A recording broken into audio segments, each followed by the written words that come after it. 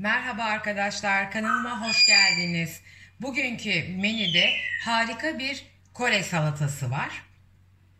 Eminim bayılacaksınız bu salataya.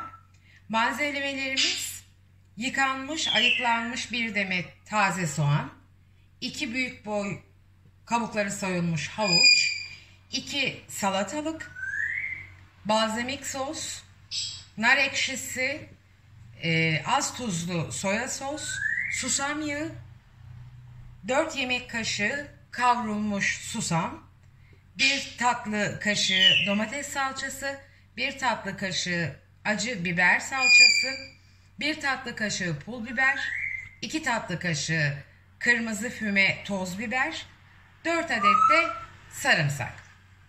Videomuza başlamadan önce videomu beğenmenizi, kanalıma abone olmanızı önemli rica ediyorum. Ve şimdi tarifimize geçebiliriz. Hadi buyurun arkadaşlar.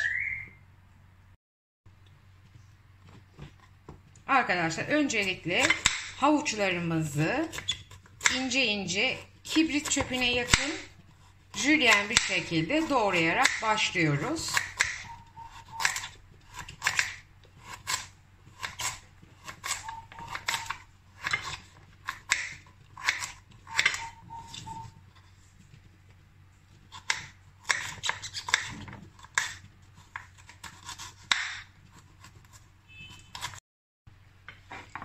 Havuçlarımız tamam.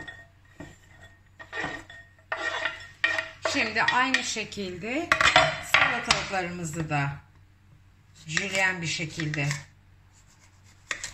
kesiyoruz.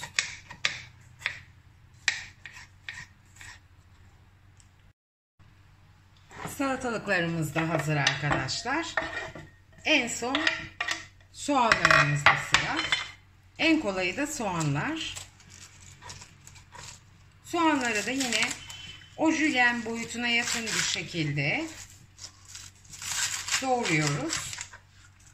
Benim soğanlarım biraz inceydi, o yüzden işimi çok güzel görüyorlar. Arkadaşlar Koreliler bu tarz salataları, yemekleri çok sık yapıyorlar ve çok lezzetli oluyor. Ben de yıllar önce Koreli bir arkadaşımdan yedim. Bayıldım, damağımda kaldı tadı. Öğrendim tarifini ve yıllardır sürekli yapıyorum. Izgara etlerin, balığın yanına muhteşem yakışan bir salata bu. Evet, malzemelerimiz hazır. Şimdi bu malzemelerimizin üzerine pul biberimizi, toz füme biberimizi, kavurduğumuz susamı, ki bunun özü susam, bu salatanın özü, acı biber salçamız ve domates salçamızı ilave ediyoruz. En sonda 4 adet mutlaka bunu ilave edin, çünkü asıl lezzeti bu veriyor. Püf noktası bu. 4 adet iyice dövülmüş sarımsak arkadaşlar. Şimdi malzemelerimizi hafif karıştırıyoruz. Çok farklı lezzeti var. Çok güzel. Dediğim gibi etin ve balığın yanına çok yakışıyor. Mutlaka bir kere denemenizi isterim. Ben inanıyorum, garanti veriyorum ki müptelası olacaksınız. Çok farklı, lezzetli ve sağlıklı bir ürün arkadaşlar. Üzerine bolca 4-5 yemek kaşığı kadar yağımız, varsa susam yağı, yoksa zeytinyağı da koyabilirsiniz. Tuzu alınmış az tuzlu soya sos koyuyorum. Soya sos da bol olmalı, çünkü bu salatanın sarımsaktan sonraki ve susamdan sonraki ana malzemesi. 6 yemek kaşığı soya sosu koydum. 3 yemek kaşığı nar ekşisi ve balzamik koyuyorum.